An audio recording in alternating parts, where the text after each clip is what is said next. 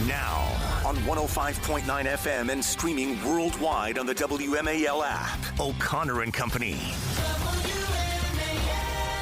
It is 7:06, and you're listening to O'Connor and Company. Today, I'm blessed to be joined by my work sister, Julie Gunlock, who is just relentless. Love you. Joining us at 7:35 is Daniel Elwell. Now, he used to be with the FAA. I don't know if you've heard, but Trump's responsible for planes dropping from the skies, apparently. Daniel Elwell, formerly of the FAA, will give us the facts about that and the reality of what our air traffic control system really does look like. Also at 8:05, another narrative you're hearing in the media is that, oh, you may be in favor of Trump reducing the size of the government, but it's going to harm your real estate value here in the D.C. area. Your home's going to be worth less. The market is plunging, right? Have you heard that? Yeah, we're all going to die. We're all going to starve. Yeah, Yeah, Eric Stewart is an expert on the local real estate market, and he will shed some facts on those rumors. That's coming up at 8:05. Joining us right now is Representative Laurel Libby. She, a Republican from Maine, the quixotic state of Maine. Can't quite get a handle on the politics of Maine. Maybe Laurel Libby can help us out with that. She joins us now. Congresswoman, thanks for joining us. Thanks so much for having me. And I like you a lot, first of all, because of the obvious alliteration in your name. I like anyone who comes to the table with alliteration. But also, you are pushing back on your state's current laws with regard to women's sports. Everybody thinks that President Trump signing that executive order solved this problem, but it really didn't. And you've got another example here of young ladies being robbed of their ability to compete on a fair playing field. What's happening in Maine? Yeah, absolutely.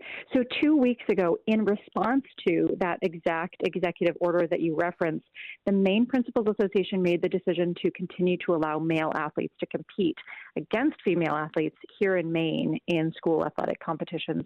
And so earlier this week, a biological male competed as a female, and he won first place in the girls' pole vault at the Maine State Class B Championships, which, of course, is absolutely unfair. And, you know, you see two girls on the podium. They tied for, quote-unquote, second place, robbed of the podium by this boy who is participating in girls' sports, pretending to be a girl.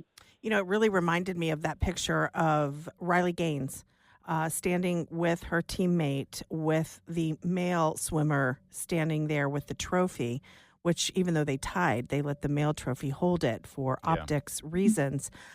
It's really become exhausting watching this and seeing this continue to happen, even in light of President's EO. Maine's had some problems with this. We had a cross-country runner, a male cross-country runner who dominated that girls' the male, sort of cross-country sports in the state. So this seems to be a problem in Maine, much more widespread than some other states. Yeah, that case of the cross-country runner has been going on for a couple of years, and it can't be denied that there are boys participating in girls' sports, but I think a lot of folks have been trying to turn a blind eye to it until this case caught folks' attention, and there can be no denying there are boys participating in girls' sports. And, I think about what female athletes have accomplished over the last many years and what they've had to fight to accomplish that. And this erases them. Yeah. This erases their accomplishments. It's so unfair. Here's what I don't understand, Congresswoman, and you're a lawmaker, so you should be able to help me out with this, I hope. Obviously, everybody knows that the executive order is not the law of the land. It's a directive for the administration, and it does affect the Department of Education and various other things. Title IX is the law of the land. How exactly does this Principals Association in your state of Maine decide that they're going to defy Title IX? This is outrageous. And if it weren't done in the name of transgender activists, if this were done back in the 80s where some state principals association just said, yeah, we don't care about women's sports. They don't need, they can compete against men and let's let the best athletes win. That wouldn't last for a day, for a minute. So how were they able to do this given the constraints of the Title IX law? Absolutely. It's conflicting statute. So in Maine statute, several years ago, Augusta Democrats passed a a piece into our ethics laws that says that you cannot discriminate against gender identity. And so that's what the Maine Principals Association is using to say that this has to be the policy in Maine. And in fact, we have statutes that conflict, that are in direct conflict with each other, and one would protect girls and the other does not. I mean, isn't there a supremacy law, though? Yeah. Title IX is the federal law. That should trump whatever the state wants to do, I would think.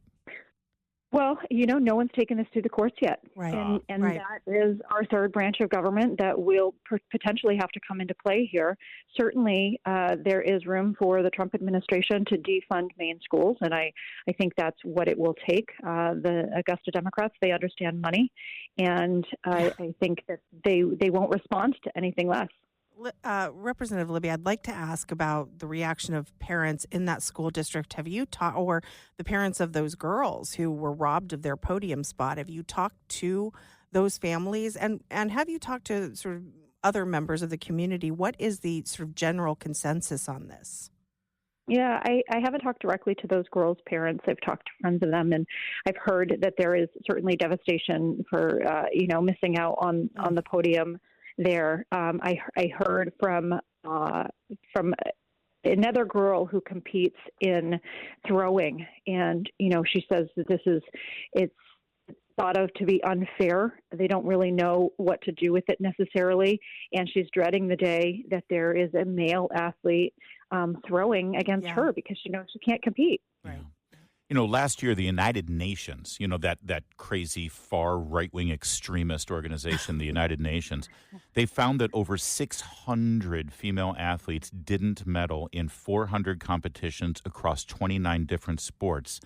That resulted in 890 missed medal opportunities, all because of these rules and regulations that allow men to compete under the guise of transgender advocacy. So this is, we keep hearing from your colleagues on Capitol Hill. You'll hear from Alexandria Ocasio-Cortez or Nancy Pelosi. It's very rare. This sort of thing doesn't happen.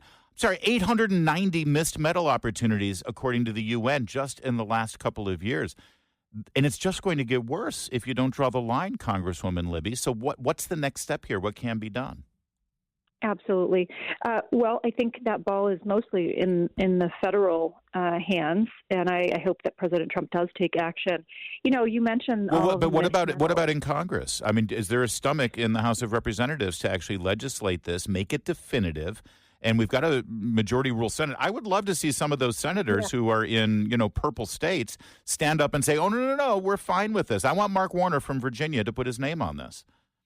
Yeah, absolutely. I'd love to see action taken in Congress. To be clear, I am a state representative, so I am not myself. Oh, I'm so sorry.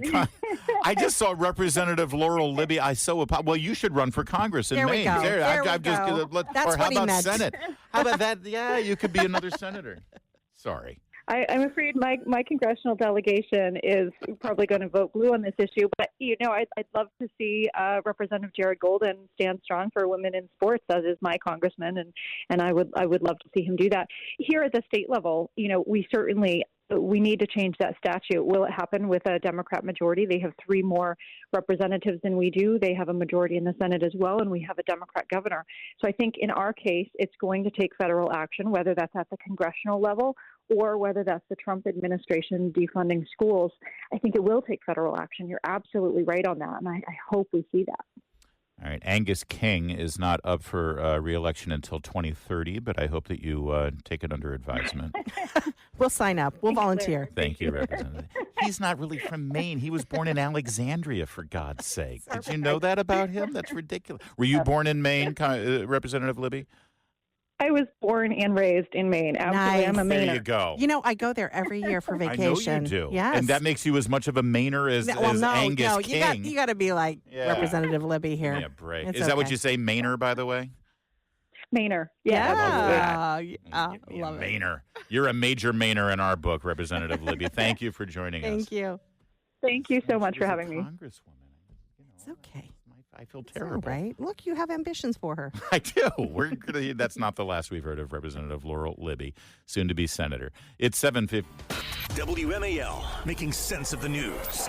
Before being a part of revolutionizing online payments with PayPal, and then revolutionizing the auto industry with Tesla, and then revolutionizing the space industry with SpaceX, Elon Musk, he's done quite a bit before stepping into revolutionizing the way the government functions, right? Yes.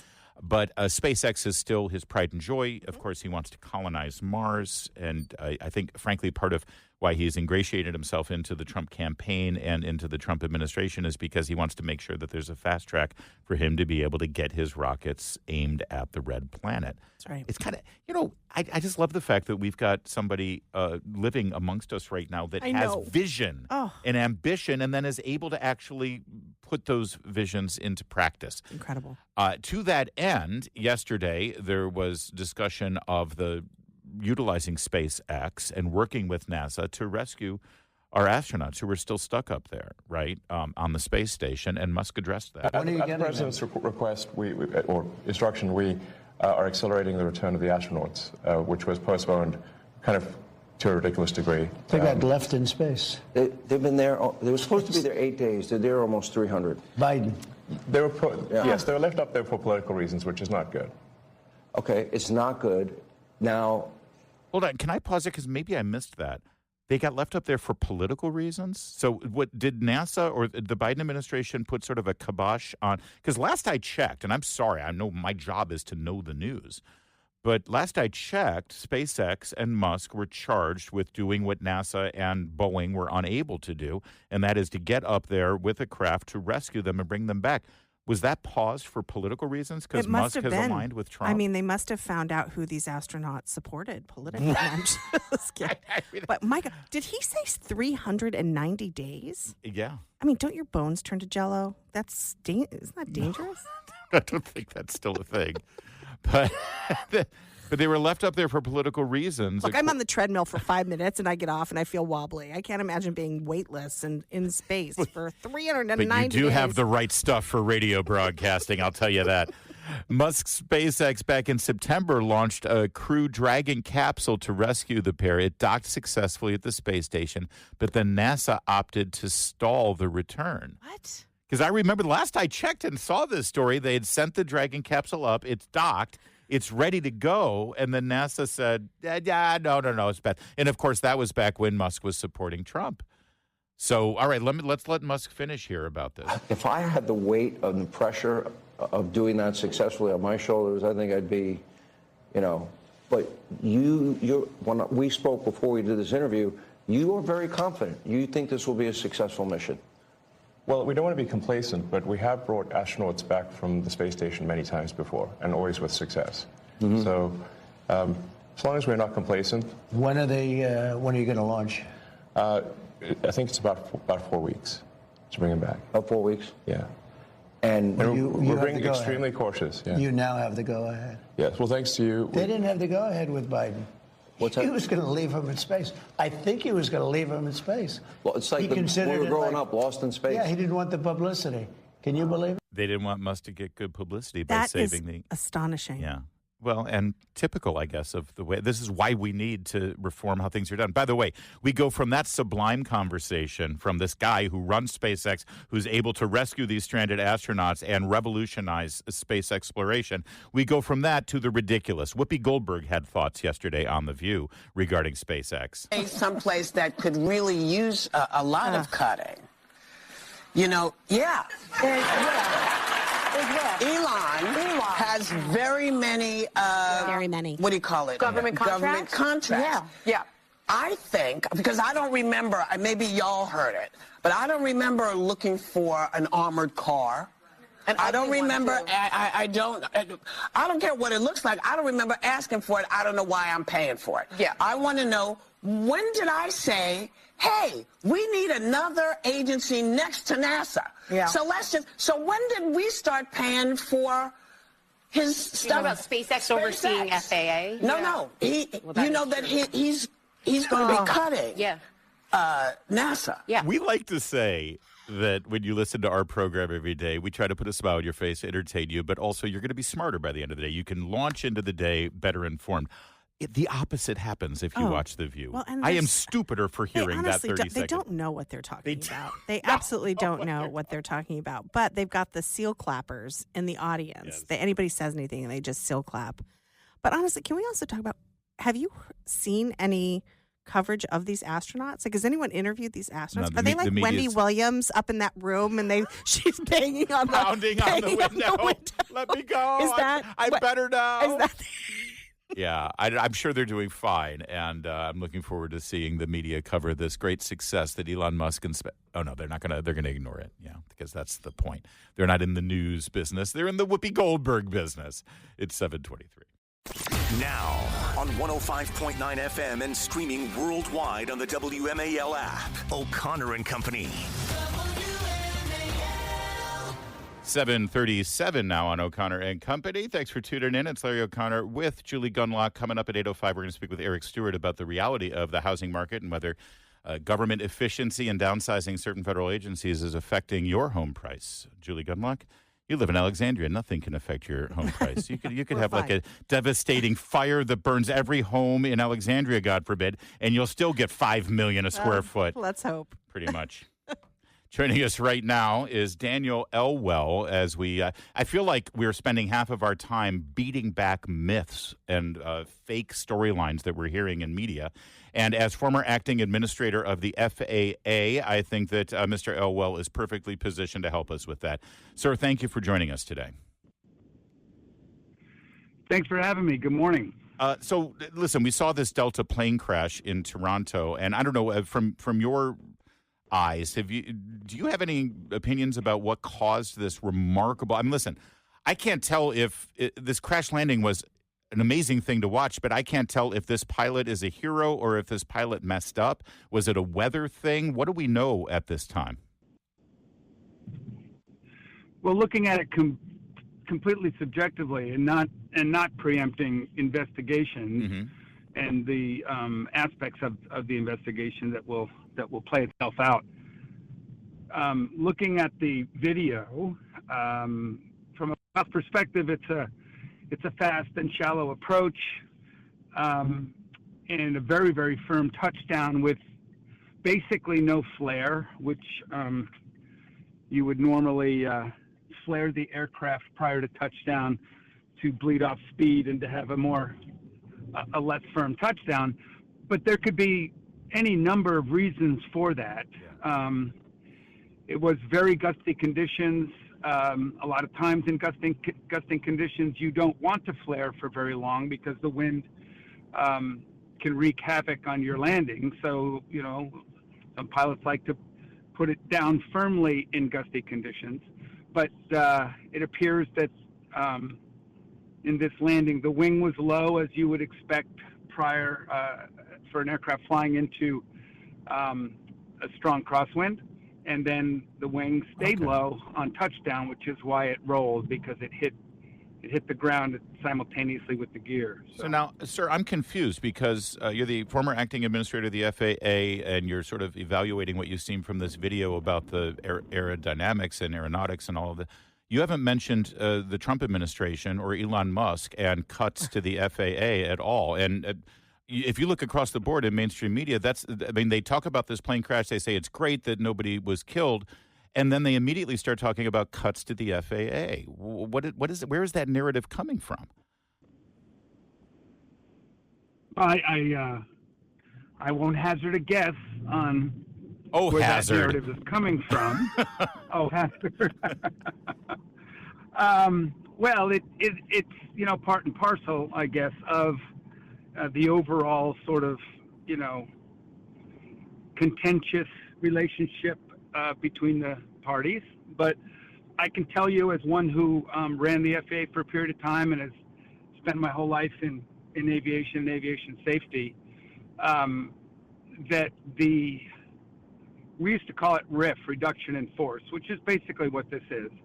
The reduction in force, I can't speak to the rest of the government, but the FAA, the RIF of the probationary employees has had no effect whatsoever on safety. Certainly not in Canada. Yeah. We don't really have anything. It has absolutely nothing to do with Canada.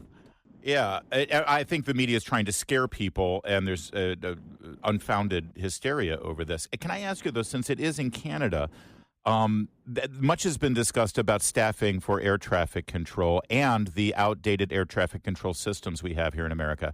Because this happened in Canada, I've done some research. It turns out air traffic control in Canada is privatized. Can you talk to that a little bit about whether that's actually a superior way to go about it? Because their systems are much more modern than the American system, because the American system is under the control of government. Yeah, you just touched on what could be one of the more controversial subjects in aviation and in air traffic control today.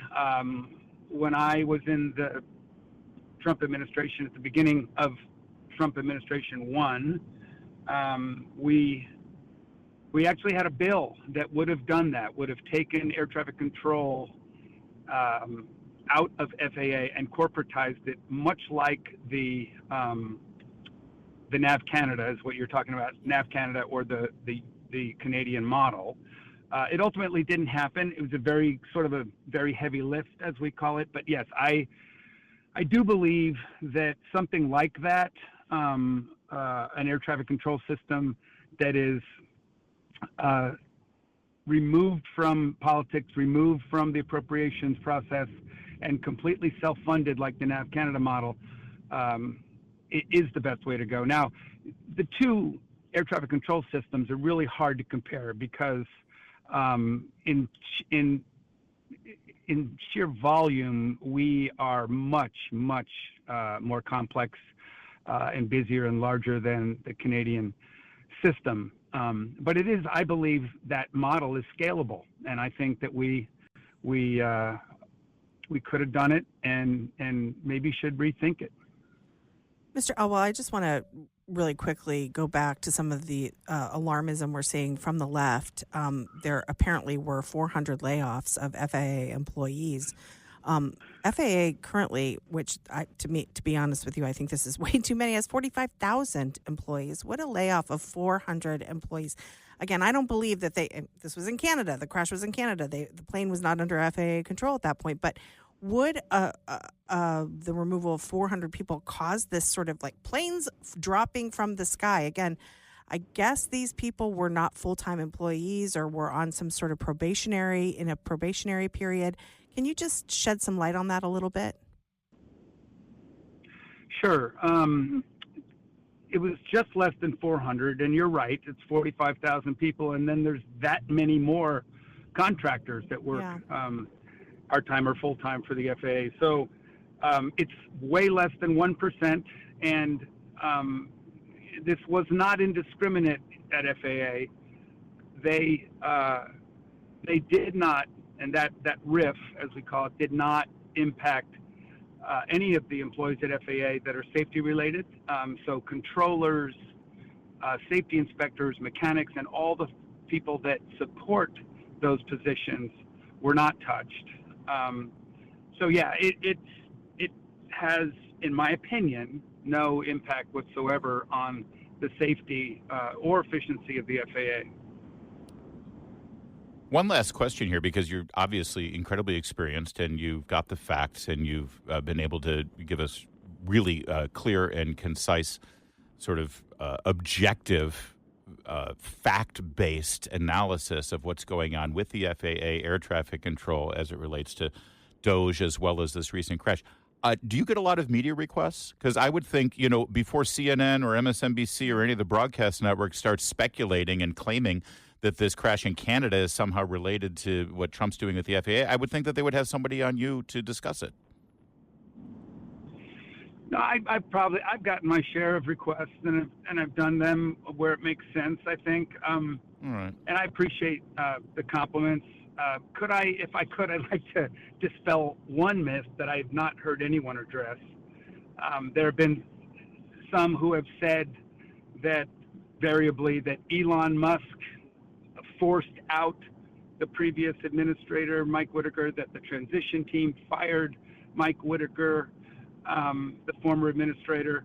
And I can tell you I personally know unequivocally that is not the case.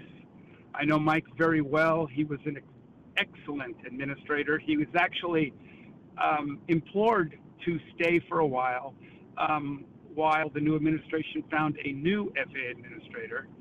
And for very legitimate reasons, Mike needed and had to leave after inauguration. It was not political. And I just, when that came up, this whole thing that he was pushed out, forced out, fired, was complete and utter fabrication. Well, I appreciate you clearing that up as well. There have been a lot of, let's just say misinformation, deliberate misreporting of the truth surrounding all of this. And again, I think it's to create hysteria. People need to feel that it's safe to fly in an airplane in America, and it is. And it is despicable that people are trying to misrepresent things to suggest that it's not. Thank you so much for clearing it up, sir. Oh, you're welcome. That's Daniel Elwell, former acting FAA administrator under President Trump.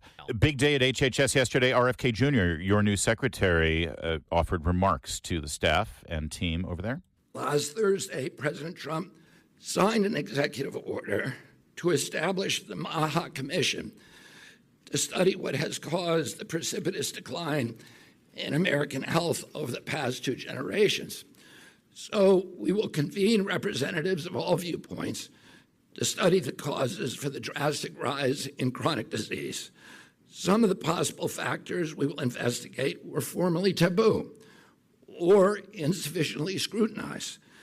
The childhood vaccine schedule, electromagnetic radiation, glyphosate, other pesticides, ultra-processed foods, artificial food additives, SSRI and other psychiatric drugs, PFAs, PFOAs, microplastics. Nothing is going to be off limits. Now, I can tell you for a lot of people out there, especially moms, I have to say, just because I've sort of, and you would know this because you know a lot of moms as well, having definitive answers on these things, I think, at least answers that, let me put it this way, because I think there are definitive answers on most of those things too.